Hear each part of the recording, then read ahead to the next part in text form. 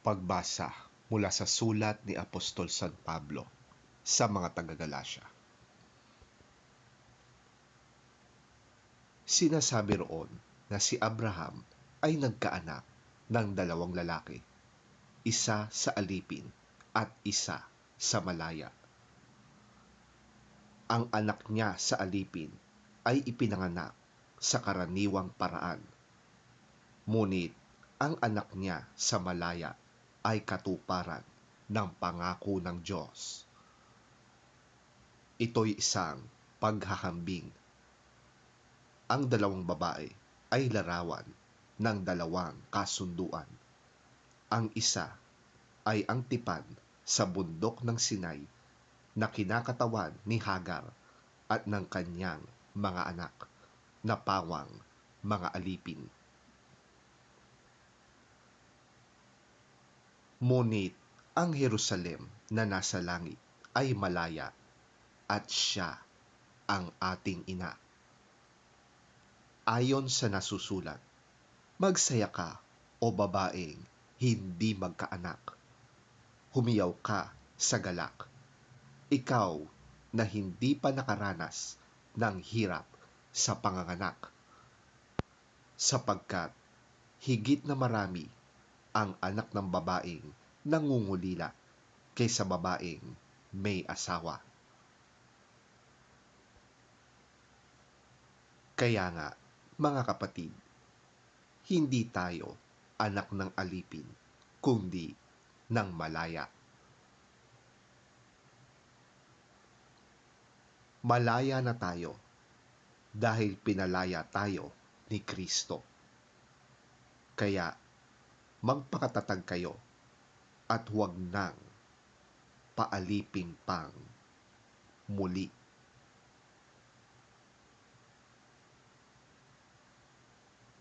Ang salita ng Diyos. Salamat sa Diyos.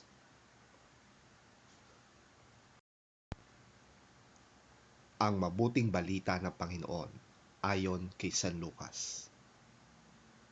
Papuri sa iyo, Panginoon.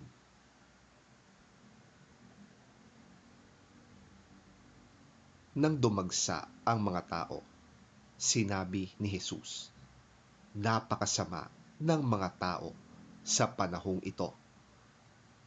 Naghahanap sila ng palatandaang mula sa langit, subalit walang palatandaang ipapakita sa kanila maliban sa nangyari kay Jonas. Kung paanong si Jonas ay naging isang palatandaan sa mga taga-Ninive, gayon din naman ang anak ng tao ay magiging isang palatandaan sa lahing ito.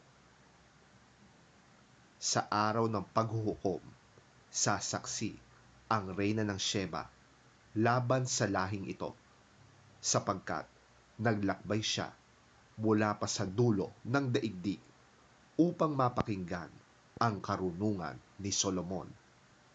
Ngunit ang naririto ngayon ay higit na dakila kaysa kay Solomon.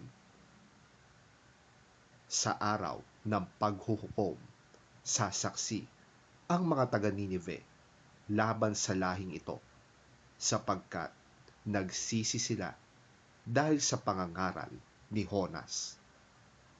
Pakinggan ninyo, lalong dakila kay Jonas ang naririto ngayon.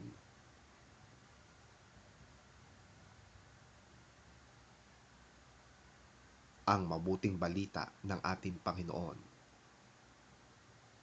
Pinupuri ka namin, Panginoong Hesukristo.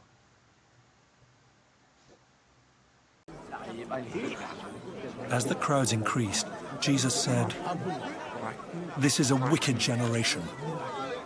It asks for a sign, but none will be given it except the sign of Jonah. For as Jonah was a sign to the Ninevites, so also will the Son of Man be to this generation. The Queen of the South will rise at the judgment with the people of this generation and condemn them. For she came from the ends of the earth to listen to Solomon's wisdom. And now something greater than Solomon is here.